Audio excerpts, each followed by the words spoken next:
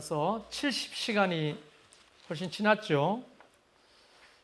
그런데도 산 사람이 발견됐다고 합니다. 골든타임이 지났는데도 살아있는 사람들이 속속 발견되고 있다고 하네요. 여러분 끝까지 기도해 주시기를 바랍니다. 이럴 때마다 무관심하지 마시고 기도 한 줄이라도 보태고 단돈 1,000원, 10,000원이라도 모아가지고 그들을 향해 보내면 하나님께서 저는 꼭 기억하신다고 저는 믿습니다. 네. 여러분도 그렇게 믿습니까? 네. 오늘 30분이라는 시간이 지나갔습니다. 그래도 할 만큼 하고 마치도록 하겠습니다.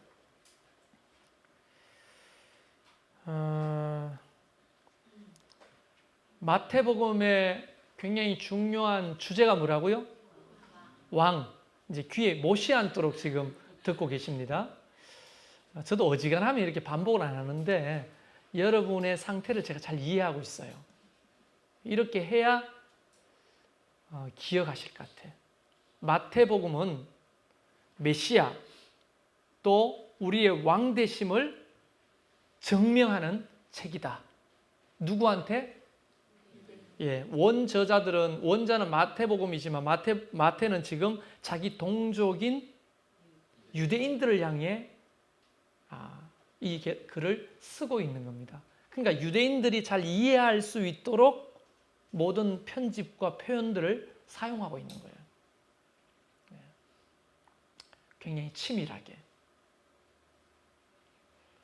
근데 지금 앞에 계속 왕의 이야기를 쭉 해오다가 왕에 대한 반대가 공식화되었습니다. 예수 그리스도를 반대하는 세력들이 속속 등장하고 그 세력들이 세력화를 시키고 그 다음에 암암리에 반대했던 것들을 이제 드러내놓고 반대하고 잡아 죽이려고까지 하는 상황에 이르렀습니다. 그리고 결국 세례 요한마저 죽음에 이르게 됩니다. 이제 왕의 운명은 어떻게 될까요? 그게 지금 지난주부터 하는 내용이죠. 자, 한번 영화의 한 장면이라고 생각하면서 상황을 한번 그려보세요. 드라마라고 생각하고. 지금 이제 사람들이 처음에는 예수 박수치고 사람들이 모여듭니다. 막 기적을 행하고 또 하나님의 나라의 복음을 전할 때 사람들이 환호합니다. 따라다닙니다. 그런데 기득권을 가진 종교 지도자들을 위시해서 많은 사람들이 힘을 가진 사람들이잖아요. 그 사람들은. 예수님을 따라다녔던 사람들은 민초들이잖아요. 힘없는. 그런데 힘 있는 종교 지도자들이 예수님을 어떻게 바라봅니까? 자기들의 밥그릇을 위협하는 적대적인 사람으로 바라보기 시작합니다. 그래서 대놓고 그 권력을 이용해서 또 자기들이 가지고 있는 조직을 이용해서 예수님을 반대하기 시작하는 거예요. 그래서 어떤 의미에서 주님은 점점 볼 때는 궁지로 몰립니다. 설 자리가 없는 거예요. 예수님이 계속 궁지로 몰리고 있어요. 그럴 때 이 왕 대신 예수님은 무엇을 선택하시는가 하는 거예요. 그래서 예수님은 제자들을 데리고 지난주에 어느 산으로 가셨다? 산이 아니고 어디로 가셨다?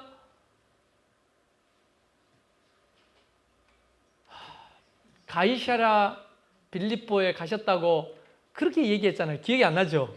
네, 기억이 안 나죠? 저 두미영 자매 기억나와요? 네, 거기서 어떤 일이 있었죠? 네, 그때 당시에 최고의 신이라고 추앙받던 그 판 신전 앞에서 멀리 가이사의 그 기념 궁전이 보이는 그 산 중턱에서 사람들은 도대체 나를 누구라고 하느냐 이렇게 제자들에게 묻습니다. 그리고는 제자들에게 너희는 그러면 나를 누구라고 하느냐 했을 때 베드로가 주는 그리스도시요 살아계신 하나님의 아들입니다. 바요나 시모나 네가 정말 잘했다 하면서 칭찬을 해주시면서 이것을 알게 한 이는 혈육이 아니다. 사람이 이것을 깨달을 수가 없다. 하늘에 계신 아버지께서 너에게 그런 깨달음을 주셨다 하면서 예수님이 누구신지에 대한 다시 한번 그들의 입을 통해서 증거합니다. 사람들이 나를 죽이려고 실제로 왕되고 그리스도 되고 메시아 된 나를 죽이려고 막 궁지로 몰잖아요 지금. 그래서 예수님을 따르던 사람들이 점점 등을 돌리기 시작하고 있잖아요. 세력들이 점점 줄고 있잖아요. 그래서 결국 역시 예수는 아니구나 이런 분위기가 점점점 되고 있잖아요. 그럴 때 제자들을 통해서 다시 한번 예수님의 누군지를 정확하게 고백하게 하시는 거예요. 여러분 그런 와중에서도 주님을 나의 왕으로 메시아로 고백할 수 있는 믿음만 있다면 칭찬받는 믿음인 거예요. 할렐루야. 그런 상황에서 예수 그리스도가 나의 왕이다. 그분이 나의 주인이다. 나를 다스리시는 하나님이시다. 이걸 고백할 수 있어야 하는데 요즘 주님에 대해서 의리를 지키는 성도들이 얼마나 될까요? 주님에 대해서 그래 목사한테는 의리를 안 지키고 뒤통수 칠 수도 있고 발등 찍을 수도 있다고 칩시다. 사람인지라 그럴 수 있죠. 그래서 제가 하나님 나한테 기회를 주시면 책을 쓰고 싶다는 기도 제목을 매년 전부터 하고 있는데 아직 그런 마음을 안 주시는 것 같아요. 그런데 생각은 하고 있어요. 책을 쓴다면 나를 배신하는 자들 이걸 한번 쓰고 싶어요. 나를 배신한 자들 쓸 게 너무 많아. 그러니까 책을 한 10권을 쓸 수 있을 것 같아요. 그러니까 나보고 책을 쓰라면 뭘 쓰지 고민할 게 아니고 나를 배신한 자들, 발등 찍은 자들, 또 내지는 목사 뒤통수 친 자들 이렇게 따지자면 등장인물들이 너무 많아요. 그래서 쓸 글도 너무 많아요. 내용도 너무 스펙타클해. 그러나 정말 그래요. 그래서 제가 지금 어제 이제 목사님들 한 20분과 노예 목사님들 20분이 광명 수목원에 오셨어요. 그래서 이제 가까우니까 가서 식사도 하고 같이 교제를 했는데 이야기를 하더라고요. 그 은퇴하신 목사님이 있어요. 그분이 이야기를 하는데 목회할 때 뭐가 제일 힘드셨어요? 하니까 그분도 역시나 믿었던 사람이 배신할 때 그게 가장 힘들더라는 거예요. 나 역시 돈이 없어서 가난해서 힘든 것도 힘들지만 참 그게 마음 아프고 가슴 아픈 거예요. 근데 그런 걸 생각해 볼 때 나는 과연 주님께 뒤통수 치는 자는 아닌가? 나는 주님께 발등 찍는 인물은 아닌가? 이걸 또 반성하게 되는 거예요. 나는 나를 아프게 한 사람에 대해서 책을 쓰겠다고 이렇게 입에 거품을 물고 이야기하는데 주님이 만약 책을 쓰신다면 얼마나 많은 책을 쓰실까요? 첫 장 가룟 유다로부터 시작해가지고 주님을 팔아넘기고 배신하고 도망가버린 제자들의 이야기로부터 예수하면서 겉옷을 길에 펴고 종려가지를 꺾어가지고 그렇게 환영하던 자들이 갑자기 예수를 십자가에 못 박으라고 폭도로 변하던 그 수많은 군중들로부터 2000년 동안 자기의 살 길을 찾아 수없이 예수에게 침을 뱉고 등을 돌렸던 그런 배도하는 사람들 얼마나 많을까요? 그 중에 나는 한 명이 아니겠는가? 이런 또 반성을 하게 되면서 이런 기도가 나오면 주님 책 안 쓸게요. 그런 주제로는 책을 안 쓸게요. 내가 뭘 잘났다고 그런 책을 쓰겠어요? 나도 주님을 어떨 때는 너무나 많이 배반하는데 궁지에 몰릴 때 말이에요. 내가 손해가 될 것 같고 내가 힘들 때 그런데 오늘 그런 궁지에 몰렸을 때 베드로를 통해 그 얘기를 들었을 때 주님이 얼마나 기뻐하셨는지. 그리고는 이제 17장 이 17장에 예수님은 제자들을 몇 명만 데리고 산으로 올라가십니다. 누굽니까? 베드로, 야고보, 요한 이 세 사람만 데리고 소위 무슨 산인지는 모르지만 산으로 기도하러 가십니다. 가셔가지고 너희는 여기서 기도하거라이. 알겠지? 졸지 말고 기도하거라이. 이러고는 돌을 이렇게 던지면 떨어질 정도 거리로 주님이 가셔가지고 기도를 하시는 거예요. 근데 기도를 한참 하는데 제자들은 졸다가 자다가 졸다가 자다가, 이거는 깨어 있는 겁니까? 졸다가 자다가 깼다가 아니고 졸다가 자다가 이러다가 갑자기 뭐 잠결에 이렇게 갑자기 대낮처럼 훤하니까 벌써 해가 떴나 하고 봤더니 저만치서 얼마나 강력한 밝은 빛이 예수님의 기도하는 곳을 둘러싸고 있는지 자다가 깜짝 놀랐을 거예요. 이게 꿈인지 생신인지 이게 어디냐? 해가 뜬 거야. 어떻게 된 거야? 하고 정신을 차려봤더니 옆에 베드로가 먼저 일어났겠어요? 내가 볼 때는 그래도 베드로는 나이가 좀 들었으니까 젊은 사람이 좀 예민하겠죠. 요한이 일어나가지고 형님을 깨우고 베드로를 깨우면서 저거 좀 보세요. 흥분해가지고 막 이러는 거예요. 그랬더니 예수님의 그 광채가 이전에는 보지 못하는 그 빛으로 가득한 거예요. 그걸 어떻게 표현해놨느냐? 그 옷이 이전에는 볼 수 없는 너무나 강력한 표백제로 그 옷을 빨아가지고 하얗게 된 것처럼 그렇게 보이고 그 얼굴 광채는 햇빛과 같았습니다. 그걸 보는 순간에 성경에는 안 나와 있습니다만 제가 만약에 그 자리에 있었다면 그럴 줄 알았다. 우리가 옳았네. 다 등 돌리고 배신하는데 주님을 따르는 게 옳았네. 난 이럴 줄 알았어. 그러면서 막 흥분해가지고 막 베드로가 뭐라고 합니까? 보니까 누가 보입니까? 모세도 보이고 엘리야도 보이는 거예요. 여러분 그게 어마어마한 일 아니겠습니까? 이 모세와 엘리야가 누굽니까? 선지자 중에 선지자고 엘리야는, 모세는 모든 율법을 하나님으로부터 받은 최고의 지도자 아닙니까? 모세와 엘리야는 다 통하는 거예요. 예수님과 더불어 있는 것을 보게 됩니다. 환상 중에. 그러니까 갑자기 시키지도 않았는데 베드로가 이런 게 단점이기도 하지만 이런 게 또 장점이기도 해요. 갑자기 주님 앞에 달려오더니만 쥐야 하면서 그 앞에 꼬꾸라져 가지고 하는 말이, 주님 내가 여기에 초막셋을 짓겠습니다. 하나는 엘리야를 위해, 하나는 모세를 위해, 하나는 바로 나의 주 그리스도 살아계신 하나님의 아들 당신을 위해 짓겠습니다.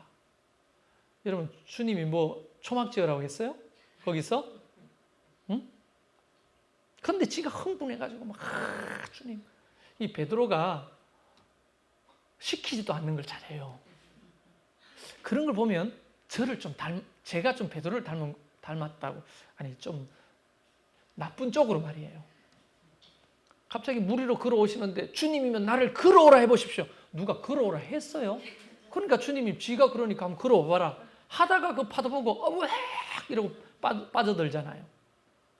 그래도 그런 열정이 있으니까 채처럼 물 위에 몇 발자국이라도 걸어본 사람이 되고, 그래도 그 주님의 그 놀라운 영광을 경험한 사람이 된 거죠. 근데 그랬더니 주님이, 물론 이제 상황은 그게 아닙니다만은 분위기는 이런 거예요. 그렇게 하나는 주님을 위해, 하나는 모세를 위해, 하나는 엘리야를 위해서 내가 초막셋을 짓겠습니다. 여기에 산꼭대기에. 그러니까 예수님이 그래 하면서 말없이 터벅터벅 산 아래로 걸어 내려가시는 거 아닙니까?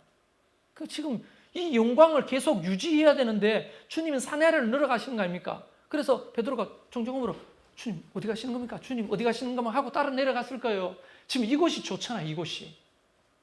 여러분 이 비슷한 경험은 어디에서 할 수 있습니까? 기도원 같은 데 가면요, 부흥 강사들이 와가지고 어느 날 유명한 강사가 왔다 하면서 이제 집회를 하다 보면 굉장히 감성적으로 몰아가는 경우가 있습니다. 눈물 콧물 쏙 빼는 그런 강사들 간혹 있죠. 서러웠는데 남편 때문에 서럽고 또 가난해서 서럽고 병들어서 서럽고 자식 때문에 서러웠는데 목사님이 와가지고 마이크를 탁, 긴 마이크를 들고 손수건을 말아가지고 탁 대고 여러분 할렐루야, 아무도 여러분을 이해 못해. 오직 하나님만 당신의 마음을 알아. 할렐루야 이러면서 오늘도 구박받고 왔지? 하나님이 알아. 하나님이 알아. 우리 저 집사님 박수 한번 쳐줘. 막 이러면 막 눈물 흘리면서 할렐루야 아멘. 막 이러면서 청중들을 몰아가는 그것도 보통 재주가 아닌 거죠. 그러면 순식간에 막 눈물 콧물을 막 쏟아. 저 사람이 우는데 옆 사람이 언니 왜 울어 하고 따라옵니다. 동생이 우니까 또 이모가 따라 울어요. 따라갔던 집사님, 권사님들 한 교회에서 20명, 30명씩 버스 타고 와가지고 막 1000명씩, 2000명씩 모이는 그 집회에 우니까 다 우는 거예요. 여러분 주님께서 뭐라고 하셨어? 네 자녀를 위하여 울라 했잖아. 이러면서 오늘 이 시간 울면서 주님 앞에 기도합시다. 막 기도하는데 막 콧물 눈물 빼고 하다 보면 이제 막 따따따따따따따따따따따따 막 방언 터지면 저쪽에서 방언 터지고 막 경쟁적으로 방언을 터지고 방언으로 안 되니까 몸을 떨고 막 뛰고 할렐루야 뒹굴고 그러면서 밤은 깊어가는 거예요. 여러분 이것이 은혜일 수도 있습니다. 제가 볼 때는 정말 속 시원해요. 저도 그런 거 경험했습니다. 한바탕 울고 나니까 속이 다 시원하더라고 하나님 앞에. 근데 내려오기 싫은 거예요. 같이 갔던 부목사님이 자 이제 시간이 너무 많이 돼가 철야 끝났으면 내려갑시다 하니까 하루만 더 있으면 안 되겠냐고 여기 있자고 응? 내일 모레까지 집회한다는데 우리 다 참여하고 가면 안 되냐고 그래가지고 긴급회의가 열려요. 긴급회의가 열리면서 잠깐만 하고 여보 나 오늘 집회가 너무 좋아서 내일 가면 안 돼 문자 보내고 막 하면서 해가지고 있으라고 한대 그래가지고는 또 오늘 저녁에 가려 하는 거 내일 집회까지 하고 가는 거예요. 내려가기 싫은 거죠. 다음날 아침에 할렐루야 좋은 아침입니다. 부활의 새 아침 우리 찬양합시다 하면서 찬양하는데 또 어제 울었던 그 기분 계속 유지하면서 아멘 할렐루야 나 구원받았네 너 구원받았네 내게 샘솟는 기쁨, 강 같은 평안, 샘솟는 기쁨. 얼마나 그 내려오기 싫겠어요. 나 같아도 내려오기 싫겠어. 에? 안 그래요? Yes or no 뭐예요? 그런 거 있죠. 아니 나 혼자 쇼하는 거예요. 그런 거 있잖아요. 그렇게 되면 내려오기 싫을 거예요. 주부들이 80%가 주부들이거든요. 기도원에 가면. 네? 그런데 그 80%들이 애 키우다가 남편한테 치고 병들고 알아주는 사람 없고 올라왔는데 찬양 속에서 기도 속에서 한바탕 울고 한 풀고 하나님이 만지시는 것 같고 내려오기 싫죠. 내려가려고 생각하니까 남편 또 애 집안 일 생각하니까 앞이 깜깜한 거예요. 내려가기 싫겠어요? 안 싫겠어요? 내려가기 싫지. 나라도 내려가. 나는 그분들 공감할 수 있어요. 그분이 어떤 마음이냐. 하나님 내가 여기서 엘리야를 위해서 초막을 짓고 모세를 위해 초막을 짓고 주님을 위해서 초막 짓고 여기서 살았으면 좋겠습니다. 여기가 천국이네. 여기가 천국. 그러면서 내려오기 싫은 거죠. 그때 주님은 그런 베드로와 제자들을 향해 아무 말 없이 산 아래로 내려가십니다. 이게 중요한 거예요.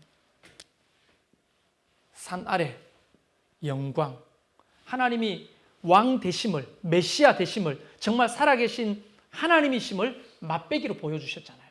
여기는 영광이 찬란한 거예요. 여기 있고 싶죠. 근데 주님이 산 아래로 내려오십니다. 이 산 아래는요.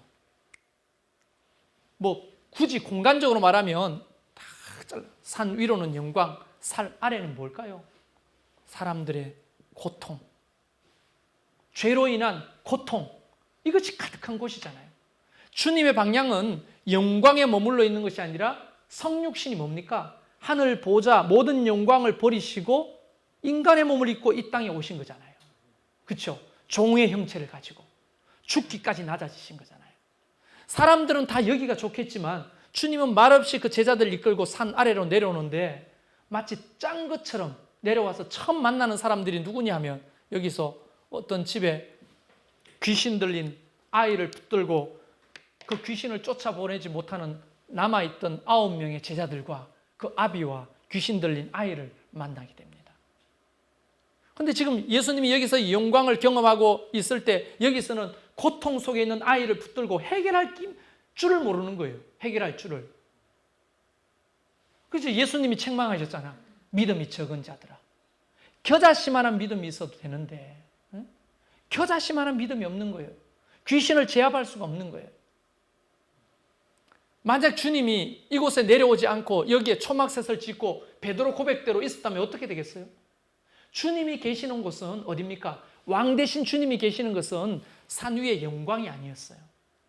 만약에 이걸 주님이 원하셨다면 하늘 보좌를 버리지 않고 하늘에서 이걸 해결했겠지.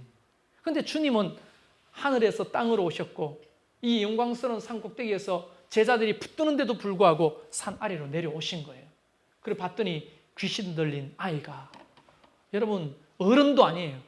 얼마 살지도 않은 정말 솜털이 보송보송하게 난 아이가 귀신이 들려가, 흉악한 귀신이 들려가 고통당하고 있는 거예요. 그 아이는 누구를 예표하는 겁니까? 바로 우리 자신을 대표하는 거예요. 우리 자신을 보여주는 거예요. 이 산 아래 고통 속에 살아가는 모든 사람들을 대변하는 아이인 거예요, 사실은. 그 아이를 자유케 하시는 거예요. 할렐루야. 왕이 하시는 일이 뭡니까? 만약에 왕이 여기만 계신다면 나는 그런 왕은 싫어. 그래서 요즘 미국도 이제 대선이 앞에 있으니까 힐러리 여사가 국무장관이죠. 힐러리 여사가 이제 많은 경쟁자들을 추월해서 좀 독보적으로 지금 앞서가긴 하는데 이제 밑에서 따라하는 후보들이 늘 그렇게 비난하는 거예요, 힐러리를. 왜냐하면 힐러리가 강의 한 타임 뛰면 3억을 받습니다. 한 타임에 3억. 제 한 타임에 30만 원이니까 몇 배예요? 물론 비교할 수는 없지만 와 진짜 한 번 강의하고 3억을 받는 거예요. 귀족이에요. 그리고 어디 뭐 가면 옷이 막 이만큼 보따리를 가져간대요. 그래서 이렇게 비아냥거리더라고요. 외국 순방할 때 비행기가 2개 필요하더라고요. 하나는 지가 타고 하나는 짐 싣고 가야 된다고. 이 귀족적인 이미지가 너무 강한 거예요, 힐러리가. 내가 볼 땐 서민 입장에서는 나는 그것이 별로 공감이 안 될 것 같아요. 만약에 우리 왕도 여기 이 영광스러운 곳에 머물러 계시고 하늘 보좌에 머물러 계셨다면 우리에게 뭐 공감이 될까요? 우리 박근혜 대통령이 좀 그렇게 해주셨으면 좋았을 텐데, 좀 가난하고 헐벗고 굶주린 사람들과 함께 있으면 좋았을 텐데. 사실 어릴 때부터 계속 청와대만 살았잖아요. 그래서 가난한 분 아실까? 이런 생각이, 걱정이 좀 들긴 듭니다. 여러분, 예수님은 바로 그의 필드가 이곳인 거예요. 교회가 여기 있어야 돼요? 여기 있어야 돼요? 여러분, 굉장히 중요한, 교회가 여기 있어야 돼요? 여기 있어야 돼요? 어디 있어도 상관은 없어요. 여러분, 기도원이 여기 있어야 돼요? 여기 있어야 돼요?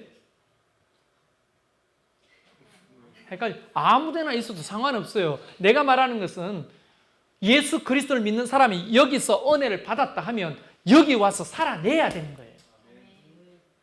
집회 가가 콧물 눈물 다 풀고 은혜 받으면 또 내 삶의 현실이 있는 그 집구석으로 예수의 이름을 가지고 들어갈 수 있어야 되는데 자꾸 여기에만 머물러 있으려고 하니까 문제인 거예요. 예배가 좋다 합시다. 교회가 목사님 말씀이 너무 은혜로워. 찬양하고 기도도 너무 좋아. 난 교회만 살았으면 좋겠어. 그런데 집구석 생각하면 들어가기 싫어. 그러나 우리의 부르심은 교회가 아니라 이 산 아래 귀신이 판을 치고 수많은 사람들을 고통 중에 주장하고 있는 이곳이라고요. 예수님은 제자들 데리고 그곳으로 내려가시는 거예요. 이게 바로 예수님의 위치고 교회의 위치고 역할인 거죠. 그분이 누구시라고요? 왕이잖아요. 그래서 나는 이 왕 대신 예수 그리스도가 이 본문만 봐도 너무 멋있는 거예요. 너무 여기에 뭐라고? 초막셋을 짓는다고? 그래, 알겠다. 그러면 엘리야나 모세보다 내 거는 조금 크게 더 지어줘? 하고 거기에 머물러 가지고 날 만나고 싶은 사람은 다 산 위로 올라와라 한다면 정말 난 그런 예수님을 안 믿을 것 같아요. 매력이 없어. 우리 왕이 그렇다면 매력이 없어요.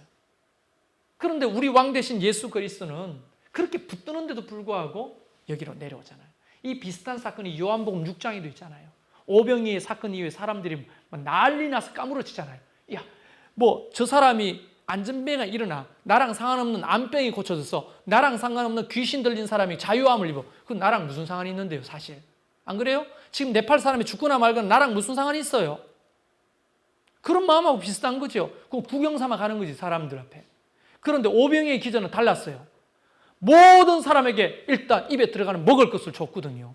하루 벌어 하루 먹는 그 시대에 한 끼를 해결할 수 있다는 것은 어마어마한 거죠. 그래서 옛날에 우리 60, 70년대까지도 안 가도 돼. 80년대 간식 주면 주일학교 애들 넘쳐났어요. 안 그래요?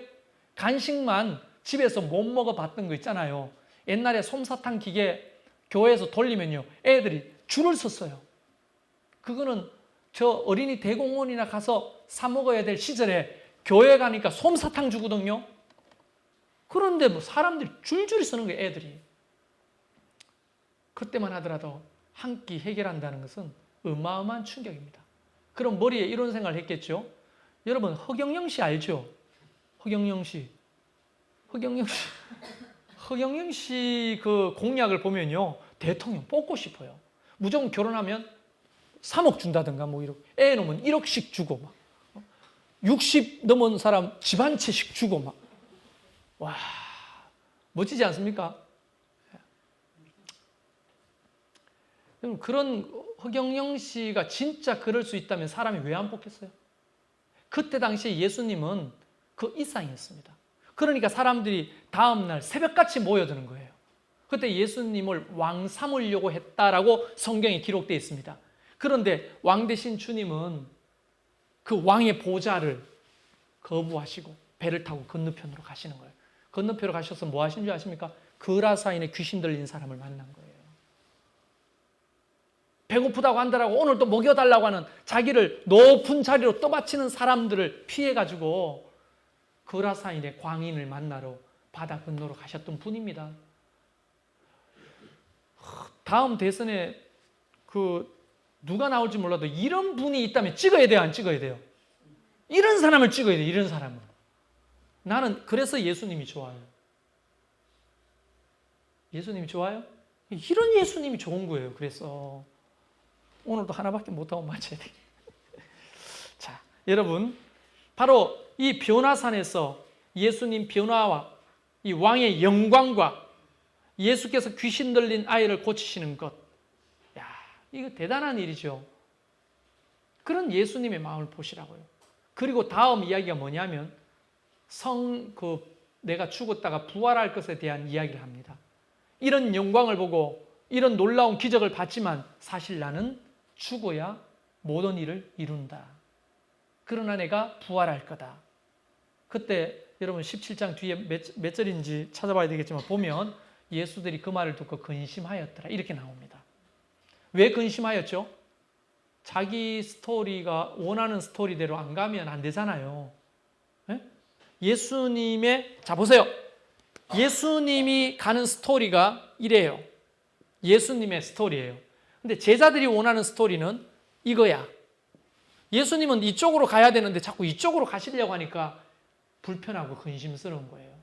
그러나 우리는 1번과 2번 중에 어디를 따라가야 되는 겁니까? 그리스도인은 내가 원하는 길이 아니라도 주님이 가시는 그 길이라면 따라가야 되는 게 그리스도인이잖아요. 근데 우리는 2번을 포기를 못하는 거죠. 제자들도 예수님이 나 죽으러 간다, 그러나 부활할 거다. 부활의 이야기는 귀담아 안 들리고 죽는다는 얘기가 너무 강력하게 들리는 거예요. 그러니까 예수님이 가시는 그 길 때문에 근심한 거죠. 우리하고 비슷하지 않습니까? 우리가 원하는 스토리가 있어요. 저도 교회를 개척할 때 원하는 스토리가 있었거든요. 이렇게 해가지고 한 5년 후면 이렇게 해가지고 한 10년 후면 이렇게 되는 무슨 어떤 대단한 나름대로의 비전이라고 할까? 스토리가 있었는데 하나님이 이끄시는 그 길은 그 스토리대로가 아니었어요. 전혀 다른 방향으로 이끌어 가시는 거예요. 그러면서 저도 제 딸처럼 근심이 쌓이는 거예요. 힘든 거야. 아픈 거예요. 그러나 그럼에도 불구하고 주님의 걸음을 따라가는 것이 옳다, 힘들지만 옳다는 것이 나는 진리라고 봅니다. 그런데 제자들이 근심하잖아요. 그런데 성전에 왔는데 사람들이 그렇게 말합니다. 야, 너그 선생님은 랍비라고 하면서 왜 성전세를 안 내냐? 그때는요, 온만 세금을 다 걷었거든요. 성전세가 있어요. 저도 성경에 성전세가 있으니까 우리도 성전세를 한번 걷어볼까요? 교회 들어오면 5,000원, 한 번 5,000원. 1가족 4인은 그러면 10,000원, 뭐 이렇게. 듣고 있어요, 주영자매? 네, 오늘 늦게라도 와주셔서 감사하네요. 혹시 힌트 때문에 오신 건가? 그건 아니죠? 네. 자, 보세요. 근데 사람들이 그러면 왕이 세금을 낼 필요가 있습니까? 없습니까? 그때 당시에 왕은 세금을 냅니까? 안 냅니까? 세금은 누가 누구한테 내는 거예요? 백성이 왕에게 내는 거예요. 그런데 왕 대신 예수님이 뭐라고 하시느냐? 베드로야, 아침 일찍 낚시해라. 네? 무슨 말입니까? 1,000마리로 올라오는 그 고기의 입을 열어봐라. 해가 열어봤더니 한 세겔이 있는 거예요. 한 세겔. 원래 성전세가 한 사람당 반 세겔이었어. 반 세겔. 2분의 1세겔. 그 우리 이스라엘가가 2분의 1세겔 봤죠? 동전. 거기 있어요. 2분의 1세겔짜리가. 그게 흔하진 않아요. 동전에 2분의 1이라고 써 있어요. 그 세겔을 집에 가져왔는데 그 2분의 1세겔을 내는 거예요. 근데 1세겔이 있는 거예요. 나와 너를 위해서 내라. 예수님은 왜 세금을 내셨을까요? 왕이신데도 불구하고. 여러 가지 해석이 있지만 사람들을 실족시키지 않기 위해서 하셨다. 이런 주장도 있고 아버지 하나님에 대한 경외의 표시다. 왜 성전의 주인은 하나님이시니까 하나님에 대한 경의의 표현이었다. 뭐 여러 가지 해석이 있습니다만은 어쨌든 우리 사람들의 상황과 마음을 잘 이해해 주시는 행동이라고 봅니다. 그러니까 베드로가 아침에 가가 낚시를 또 했는데 진짜 물고기 입을 열어보니까 한 세겔짜리 동전이 목구멍에 딱 걸려 있는 거예요. 그걸 끄집어내 가지고 주님을 위해서 또 자기를 위해서 반 세겔씩 성전세를 냈단 말이에요. 그런 걸 보시면서 우리 왕 대신 예수님은 참 멋진 분이다. 갈수록 이 왕 대신 예수님이 매력 있어요. 멋져요. 뭐 여러분은 멋지지 않은 모양이죠? 저만 멋지다고 생각할게요. 상관없습니다. 저만. 멋지시죠? 이런 분이 우리 왕이시라고요. 자, 한번 생각해 보면 이 정말 멋지잖아요. 이 드라마에서 나와도 멋있는 행동들이잖아요. 이게 너무나 멋지잖아요. 이런 멋진 분이 나의 구원자시라는 거예요. 지금도 나와 함께 하신 분이라고요. 그러면 내 삶에 나와 동행하면서 그분이 나에게 어떤 삶을 살기로 자꾸 원하실까요? 물론 행복하기를 원하시고 우리가 기쁨으로 살기를 원하시지만 좀 멋있게 살기를 원하지 않을까요? 여러분 그 기부왕 누구지요? 션, 정혜영 션 있죠? 그런데 그 션 주변에 친구들이 있을 거 아니에요? 지인들. 언제 어디 잡지인가 어디서 한번 읽어본 적이 있는데 옆에 있는 친구들이 션이 자꾸 부담스러운 거예요. 자기들하고 비교해가 너무 멋있게 사니까. 그런데 시간이 1년, 2년, 10년 지나고 나니까 자기들도 션처럼 멋있는 친구가 되어 가더라는 거예요. 그게 영향력이잖아요. 그죠? 그래서 션 주변에 있는 사람들은요, 또 다 그런 멋있는 사람이에요. 션하고 차인표하고 친하거든요. 다 기부하고 멋있게 살잖아요. 우리 예수 그리스도가 우리의 왕이시고 그분이 내 삶의 동행자라면 좀 멋있게 살기를 원하지 않을까요? 주님을 닮아가지고. 여러분, 네팔에 예를 들어서 지진이 일어났다 이런 소식을 들었을 때 예수님은 무엇을 원할까요? 3번 차는 걸로 끝나는 거예요? 그게 멋있는 거 아니잖아요. 기도하고 단돈 10,000원이라도 생수 한 팩이라도 보내고 싶고 주님이 멋있다. 내가 살려고 했던 그런 삶이야. 세월호 사건 이런 거 터졌을 때 아이고 어떡하냐 내 새끼 아니니까 나만 아니면 돼. 이게 아니잖아요. 그들의 위해서 함께 울고 같이 기도하고 격려하고 힘내라고 응원하고 이런 게 멋있지 않아요? 불의를 향해서는 예수님이 입 다물고 야야야 여기 있으면 불똥 우리한테 튄다. 그냥 조용히 살자. 이렇게 하신 분이 전혀 아니잖아요. 그 불구덩이로 들어가가지고 상을 다 엎어버리고 독사의 자식들아 강도의 굴혈로 만들려고 하느냐. 호통을 쳤던 예수님의 그 담대함 이런 게 멋있잖아요. 그런 것들을 좀 그리스도인이라면 흉내라도 좀 낼 줄 알아야 되는 거 아니에요? 예수님이 이렇게 영광 주께 영광 이러는데 말없이 쫙 내려와가지고 귀신 들린 아이를 다 고치는데 그걸 베드로와 야고보 요한이 봤잖아요. 그때 마음에 그냥 깨달음이 있지 않을까요? 정말 우리 주님 정말 멋있다.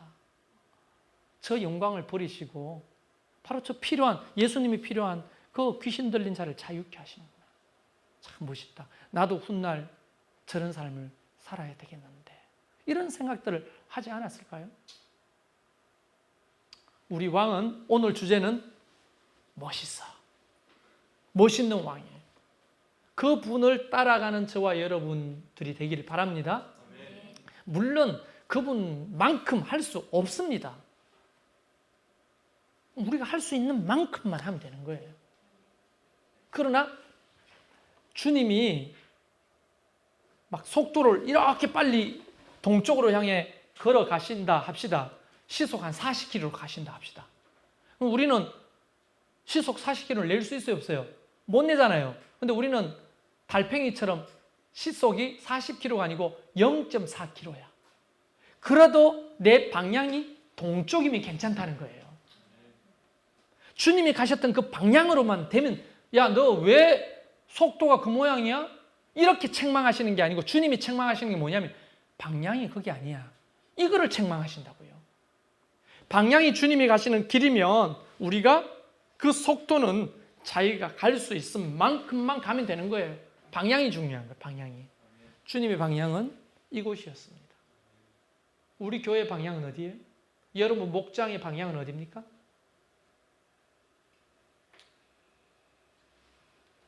그게 우리의 기도 제목이고 숙제해야 되는 거예요. 저는 거듭 말씀드리지만 훌륭한 목사는 아닙니다. 그런데 방향에 대해서 주님과 똑같은 방향으로 속도는 0.5km밖에 안 나오더라도 그 방향으로 성도들이 방향을 틀 수 있도록 끝까지 저는 싸울 겁니다. 그게 불편하면 같이 못 가는 거예요. 그러나 이것이 옳다고 생각하면 속도는 달라도 같은 방향을 향해 가니까 나중에 어디서 만나요? 결성점에서는 다 만나는 거예요. 그 결성점이 어디예요? 하나님의 보좌 앞 아니겠습니까? 그런 거잖아요. 근데 어떤 사람은 주님이 가는 동쪽이 아니라 서쪽, 북쪽, 남쪽으로 틀어가지고 속도가 빠르다고 자랑을 하는데 그런 것들은 별로 자랑거리가 될 수 없다고 보는 겁니다. 우리 교회는 저와 여러분은 이런 주님의 멋있는 주님처럼 멋있는 인생을 살아가는 저와 여러분 되기를 주의 이름으로 축원합니다. 우리 시간 같이 한번 기도합시다.